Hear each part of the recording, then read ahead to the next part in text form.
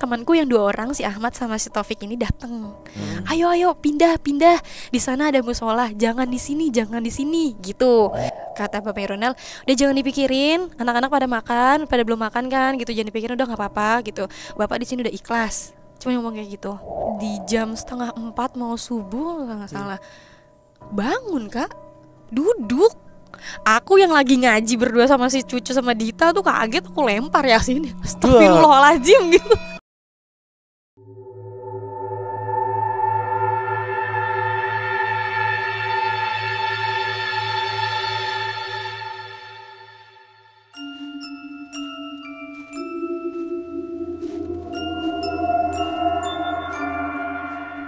Baru sampai atas, si Dwi ngomong gini, ada perempuan tuh di bawah pakai baju putih, seksi, ngomongnya gitu Kak. Kata si Satria, mana gitu kan.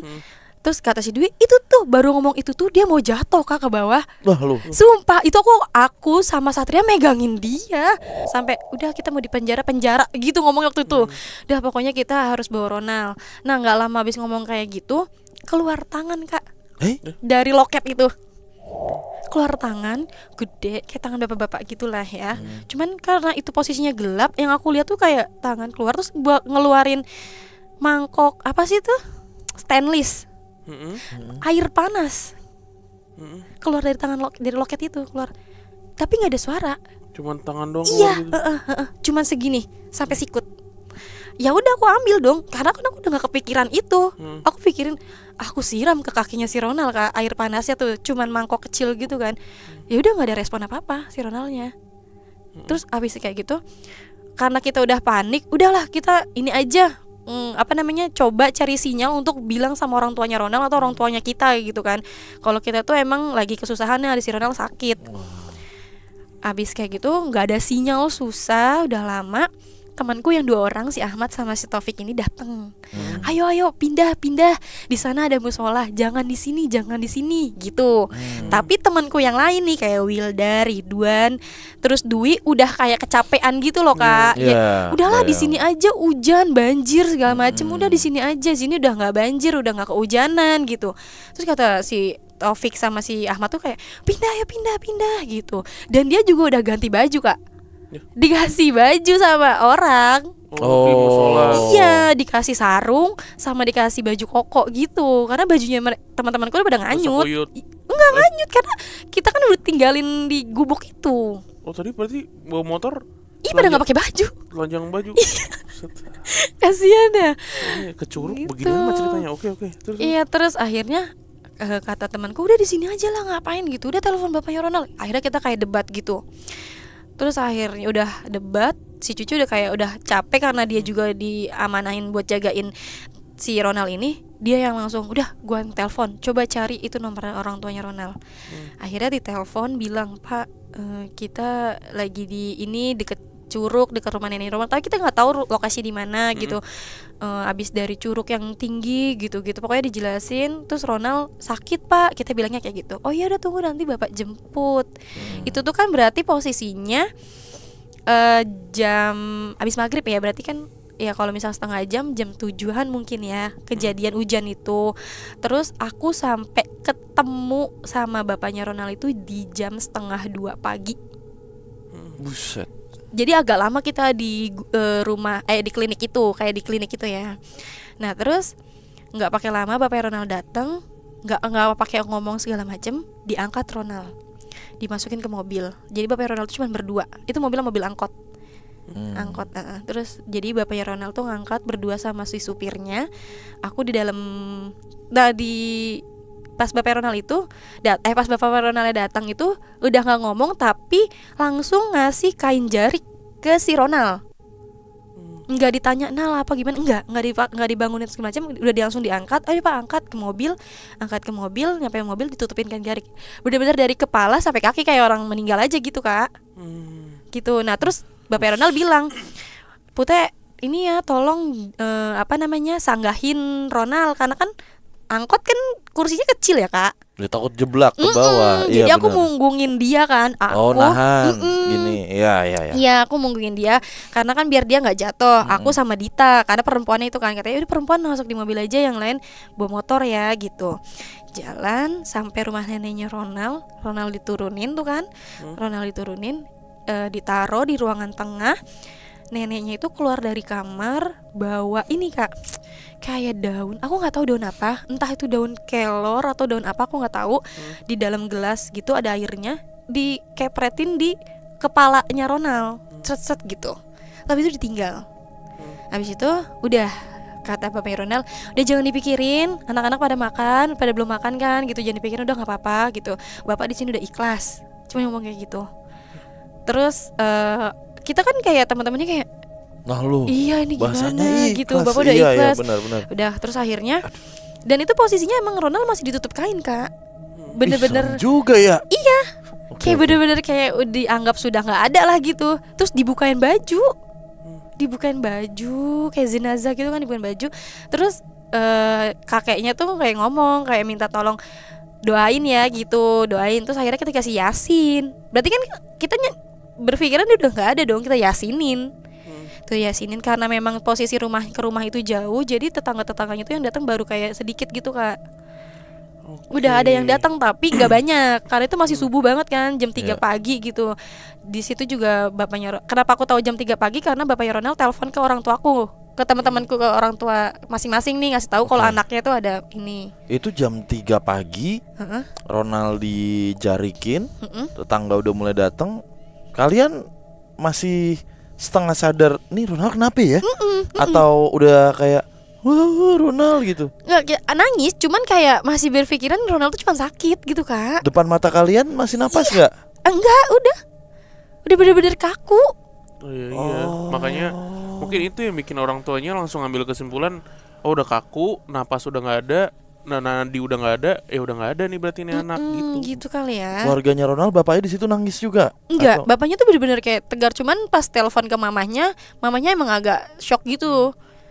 Oke. Terus kan dibilang sama bapaknya kayak, yaudah besok aja datang ke sini, ini udah pagi gitu. Dia jangan nangis gitu. Ini gua nih yang nggak kebayang diceritain, malah bukan nggak kebayang ya, malah jadi bingung sendiri Iya. gitu. Mencernanya. Mencernanya. Oke. Terus udah kan ngaji di jam 3:30 mau subuh kalau nggak salah. Bangun Kak, duduk. Aku yang lagi ngaji berdua sama si Cucu sama Dita tuh kaget, aku lempar Yasin. Astagfirullahaladzim gitu. Kena judatnya tidur lagi dia. Ya, Enggak kan, samping Kak, enggak ya langsung kok kira nyambit Ronald ya. Iya. Baru baduk kena lah gitu. Enggak. Nak tuh gua. Gitu. Cepat lah. Iya. Tidur lagi gitu. Terus Iya. Nah terus dia bangun, yang pertama kali dia ngomongin adalah lapar. Lapar, tapi ngomongnya tuh udah kayak manja gitu. Ya. Lapar gitu. Terus bapaknya mau makan apa gitu. Terus bapaknya nggak kaget. kaget, cuman kan karena Ronaldo ngomong habis duduk kayak gitu, terus ngomongnya lapar. Mau makan apa gitu ditanyakan. Gado-gado. Dia bilangnya minta gado-gado. Terus kata bapaknya jam segini nggak ada gado-gado gitu. Iya, jam segini nggak ada gado-gado, masih gelap. Mie aja ya, mau mie ya, dibikinin mie biar nggak lapar gitu kan. Terus habis itu dibikinin mie lah, tapi nggak dimakan, cuman kayak dimain-mainin gitu doang. Ya udah kan, akhirnya dipakein baju lagi karena udah dibukain baju, dipakein baju lagi. Kita tuh teman-temannya disuruh tidur, tapi kayak tidur ayam gitu nggak Kak? Jadi kayak nggak nyenyak Nggak tidurnya. Sampai pas itu kan kayak baru ngerasa kayak baru setengah jam atau 1 jam kita buat tidur, kita bangun subuh. Ronald tuh udah rapih lah gitu. Kita juga udah mau pulang gitu, kayak kita pagi-pagi pulang aja yuk gitu kan. Karena Ronald juga kita mikirnya Ronald udah bangun, udah sehat gitu. Ternyata pas kita mau pulang, Ronald itu kayak anak kecil Kak. Kayak kan ada temanku si Dita nih, perempuan. Mau kemana gitu, mau pulang gitu. Terus ikut gitu ngomongnya, kayak manja gitu. Terus aku bilang, Ronald lagi sakit, di sini aja. Terus teman-teman aku bilang, iya lu Ronald di sini aja udah, nanti kalau itu main lagi gitu. Terus dia bawa sepatu, iketin, nggak bisa gitu lah. Teman-temannya kayak yang bener aja sih Ronald, pakai diminta diiketin gitu sama teman-teman yang lain kan gitu ngomongnya. Terus dia kayak manyun gitu, diem gitu kan. Terus akhirnya kata Bapak Ronald, yaudah pulang nanti Bapak ceritain, Bapak kasih tahu gitu. Yaudah kita pulang, nggak lama kan itu kan hari Minggu, berarti kan hari Senin kita pulang. Hari Rabunya tuh teman-teman kan ngomong gini, kita ke Ronald yuk, gimana kabarnya? Kita ke rumahnya itu ternyata tuh Bapak Ronald baru bilang, pas Bapak Ronald itu nemuin kita Kak, ternyata kita itu bukan di gubuk, bukan di rumah, tapi di tengah-tengah sawah, nggak ada rumah. Bener-bener gak ada, aku merinding. Gak ada rumah, bener-bener kehujanan kita sebenarnya itu di situ. Nah, oke. Nah, lalu Satria dan siapa? Yang pergi. Yang ke musola? Oh iya, Ahmad sama si Taufik. Nah itu dia. Ahmad Taufik. Nah itu situ juga dibilang si bapak yang maksudnya kayak ini ya marbot kali ya di situ yang jaga di musola bilang kalau di situ tuh nggak ada rumah, makanya dia minta nyuruh bawa ke sini aja temennya, jangan di sana, mau ngapain gitu. Nah tapi pas dia balik dan sudah pakai baju koko itu, Ahmad sama Taufik masih melihat itu ada rumah. Iya. Wedan. Oke. Tapi dia tuh karena udah disuruh pindah ke sana gitu ya, jadi kayak ayo pindah gitu. Tapi akhirnya nggak pindah. Iya nggak pindah karena kan ya itu teman-teman yang lain tuh udah kayak capek Kak.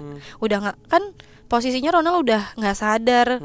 Terus kaku, bawa motor juga hujan badai kayak gitu. Jadi kayak udah capek duluan gitu. Ya udah di sini aja gitu. Ini keterangan dari bapak ini. Iya, dia bilang sebenarnya bapak kemarin itu sebenarnya semalam itu kalian tuh nggak ada di klinik gitu, tapi di tengah-tengah sawah.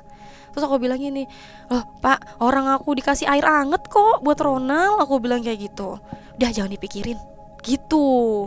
Dijelasinnya kayak gitu. Terus akhirnya kayak masa sih, kita bertanya-tanya kan sama teman-teman, masa sih gitu.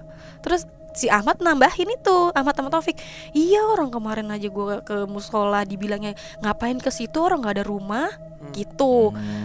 Gitu. Terus akhirnya abis kayak gitu, yang kita tahu Ronald itu dibawa kayak ke orang pintar sama ke medis juga. Nah kalau dari keterangan medis itu Ronald itu epilepsi. Jadi pas epilepsi itu kena syaraf. Jadi ada perubahan perilaku gitu. Itu dari medis ya Kak. Tapi kalau misalkan dari orang pinter bilangnya itu Ronald itu tuh sebenarnya arwahnya udah nggak ada di situ. Tapi yang masuk itu maksudnya arwah yang lain gitu. Jadi makannya perubahannya bener-bener kayak anak kecil gitu, bener-bener makan minta disuapin, mandi minta dimandiin. Makan mamanya tuh agak sedikit stres gitu Kak. Maksudnya kayak mau ngobatin dia kemana-mana kayak gitu. Terus udah gitu sampai terakhir kan itu kan 3 bulan tuh kita masih rutin buat main ke rumahnya gitu kan. Mamanya Ronald bilang katanya gini, udah ikhlasin aja Ronald, kalaupun mamah buat paksain untuk Ronald balik lagi itu nggak mungkin, karena kalau sejatinya Ronald tuh udah nggak ada. Kalau ini mau arwah ini mau dikeluarin, mau diganti lagi udah nggak bisa, pasti dia udah mati gitu, udah meninggal gitu. Mamanya udah bilang gitu. Terus bilang mama tuh udah ngobatin sana sini tapi emang jawabannya sama seperti itu. Udah jadi 3 bulan itu karena kita juga habis lulus SMA itu kan punya urusan masing-masing, mau kuliah segala macam kan, ada yang mau kerja, jadi udah lost contact gitu Kak. Makanya aku pengen kalau misalkan ya ini kan PMK terkenal di mana-mana ya, kali aja maksudnya mamanya Ronald atau bapaknya Ronald atau Ronaldnya sendiri mungkin nonton. Tapi dia masih berperilaku kayak gitu berarti? Terakhir pas nggak berubah? Iya, terakhir nggak balik lagi maksudnya? Nggak balik kayak Ronald dulu? Iya. Enggak. Oke. Masih kayak anak kecil. Neneknya pada waktu itu apa ngomongnya? Enggak ngomong apa-apa. Ngomong apa-apa? Iya. Dengan ngecepretin air gitu. Oh, kayak kamit-kamit gitu doang, komat kamit gitu doang Kak. Tapi kan aku nggak tahu. masih ada jendela waktu 3 bulan tuh untuk bolak-balik. Ada yang mencoba bicara sama neneknya nggak? Enggak Kak. Karena pertama kita juga nggak ada yang bisa bahasa Sunda juga kan. Terus yang kedua emang mungkin kita nggak kepikiran ke situ juga untuk nyampein ke neneknya. Gitu. Yang kita tahu cuman ya udah ke rumahnya Ronald, jengukin Ronald, lihat Ronald gitu kan. Karena di hari itu pas lu ke Curug sampai besoknya itu terlalu banyak hal yang terjadi gitu loh. Jadi mencernanya tuh satu-satu kayak ini kan, apa namanya, overwhelmed sama apa yang lu alamin kan. Dari mulai Curug kayak kurang terus ke curug yang baru, di curug yang baru teman lu hampir jatuh, Iya. ya kan? Itu juga pas yang aku tanya kan ke si Dwi, emang waktu itu lu ngeliat perempuan? Orang gitu gua ngeliat perempuan. Aku sampai nanya gini, "Cu, emang lu ngeliat perempuan di bawah?" Enggak ada. Ada orang seksi banget kok gitu. Dia ngomongnya. Kayak apa sih? Enggak tahu. Seseksi apa? Iya kayak apa maksudnya? Enggak tahu itu kan yang Kayak dilihat. siapa apa kayak apa nih? Kayak apa maksudnya? Kalau kayak siapa kan susah juga. Oh iya benar. Iya, gitu sih Kak. Tapi dari semua ini yang gue penasaran sebenarnya adalah misteri di balik bapaknya. Kalau gue seorang detektif gitu ya, Zailah, ada nggak sih pekerjaan detektif sekarang tuh? Ada. Ada ya. Ada. Teman kalian ada yang detektif nggak ya? Coba deh analisa di kolom komen sekali-sekali gitu. Kita butuh juga, analisanya. Kita juga punya temen detektif astral. Iya kan detektif juga. Bener, nggak pakai astral tapi ini Oh. beneran ini kan kayak detektif Conan nih, gitu ya. Ini gue curiga sama bapaknya sebenarnya. Dari awal soalnya udah bilang titipin ya, Iya. gitu kan. Ada Subliminal message. iya gitu. Tolong titip Ronald. Tuh. Lalu perilaku yang kedua, nggak mungkin setenang itu saat naikin anaknya dan nggak langsung dijarikin. Kalau yang normal-normal aja ini ya kamennya ya panik pak. Iya dan namanya bapak ya. Nama Maksudnya baju bapak. Namanya bapak gitu ketemu anaknya. Kaget, Minimal shock gitu tepok-tepok ya. dulu atau apa gitu. Iya. Pasti ada denial kan. Tahapan dari grieving itu kan ada 5 gitu kan. Ya. Pertama kan denial dulu pasti. Betul. Iya kan. Abis itu anger. Nah harusnya si bapak ya gitu kayak anak gua kenapa nih gitu. Iya. Nah ini langsung masuk fase acceptance terakhir bener. diangkat dan dia langsung bawa angkot kan datang. Iya sama Berarti temannya. kayak udah siap buat Bukan bawa angkot, apa? bawa jarik. Iya maksudnya Bukain. Langsung digituin pak. iya kayak Enggak udah kan kita prepare. bilang lagi kehujanan, kedinginan, basah. Mungkin bapaknya bawa jarik itu kali ya. Bawa Ap- bawa baju. bawa anduk lah. Bawa anduk. Kalau kehujanan bukan bawa jarik. Bukan bawa Iya sih. jarik. Bawa jarik Iya, kan ya. kayak buat nutupin gitu, buat peruntukannya tuh buat itu. Dan apa yang dilakukan bapaknya? Ditutupin dari muka sampai Iya, kaki. sampai kaki. Nah gue kagak mungkin gue sebagai seorang bapak nutupin langsung plek. Mohon maaf izin gitu ya. Langsung diperlakukan kayak mayit gitu. Iya sih ya. Iya kan?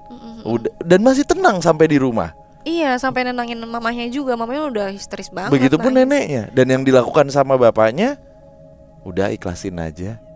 Weh, father gitu kan? Atau mungkin udah feeling kali Kak? Dari awal atau gimana? Gak tahu ya, tapi menurutku bukan feeling sih. Iya, iya. Kalau mungkin. langsung bilang jaga Ronald atau titip Ronald Titip Ronald. gitu. Ini ada pertanyaan besar nih di balik perilaku abnormal atau ya anomali perilaku dari seorang bapak ke anak sebenarnya gitu. Iya. Gitu sih. Jadi Iya kita kan? pulang dalam keadaan baju boleh dikasih orang. Kayak gitu sih Kak. Makanya Iya. pas cerita sama orang tua tuh kayak kok bisa gitu. Iya, iya. Oke, ini dari 9 nih masih ada yang kontek-kontekan sekarang. Masih sama Satria itu. Tok Satria aja. Tok, karena yang lain udah berkeluarga juga kan. Jadi kayak udah sibuk untuk kerja segala macem. Ini kalau dilihat kan Cariu nggak begitu besar ya, Hmm. nggak begitu. Masih inget nggak jalannya ke sana? Nah itu dia. Aku setiap ke Cariu sama suamiku suka kayak di mana sih kemarin itu? Oh, nggak nge-recall ya. Iya, karena posisinya juga mungkin sekarang kan udah banyak bangunan, udah banyak rumah, udah banyak Iya, iya. perumahan juga kan, jalan juga udah bagus Jatuhnya gitu di Jonggol soalnya Cariu nih. Iya, daerah Mungkin Cariu. ini kali ya. Siapa tahu dari yang menyaksikan video ini ada warga sana gitu ya. Karena Bogor, bener. peristiwa yang lo alamin ini kan nggak banyak terjadi harusnya ya. Ada orang yang pulang dari Curug kemudian divonis meninggal dunia, diumumkan, tetangganya pada dateng, ya kan? Terus lo ceritanya neduh di klinik ternyata kliniknya nggak ada, sampai marbot masjid tuh ngasih baju ke teman-teman lu yang telanjang baju naik motor. Itu kayaknya warga sana kalau misalkan ada yang nonton gitu ya, harusnya nge-recall gitu peristiwa unik ini nih. Iya. Iya, makanya kalau misalkan ada yang kenal Ronald atau apa ya, aku sebenarnya pengen tahu sekarang Ronald tuh gimana gitu. Tapi dari sisi medis kata ahli saraf gitu bilangnya ya. Iya, mamanya bilang ada gitu karena epilepsi yang mengakibatkan sarafnya kena sehingga ada perubahan perilaku. Karena mamanya kan nggak cuman ke alternatif ya, kalau orang pintar gitu, ke medis juga. Jadi dikasih taunya itu. Iya bener nih, Gitu. Jonggol. Wah. Iya, yang jadi pertanyaan memang perilaku bokapnya sih. Bener. Agak ini aja dari gitu. awal tuh kata kuncinya unik. tuh. Iya, agak unik. Iya. Ini pesan juga nih. Dari cerita ini bisa diambil pesan khususnya buat yang pria ya. Kalau mau ke Curug ataupun ke gunung, jangan suka mainin ular. Tolong ya. Jaga ular Anda. Beda ya. Oh, beda guys. Lagi Mbak Putih. Udah jangan pada mainan ular.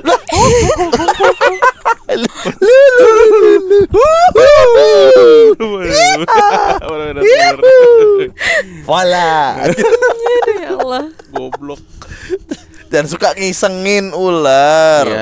Atau jangan suka mengusik ular. Iya, gitu. Nah, kalau kan. juga suka mainin ular mah.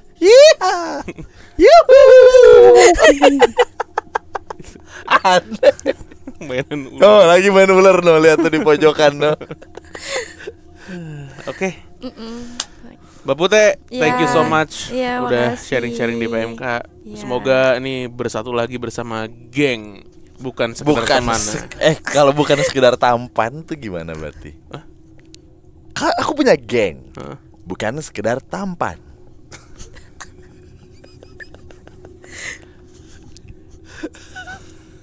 Punya nekuk ya, orangnya nekuk semua ya.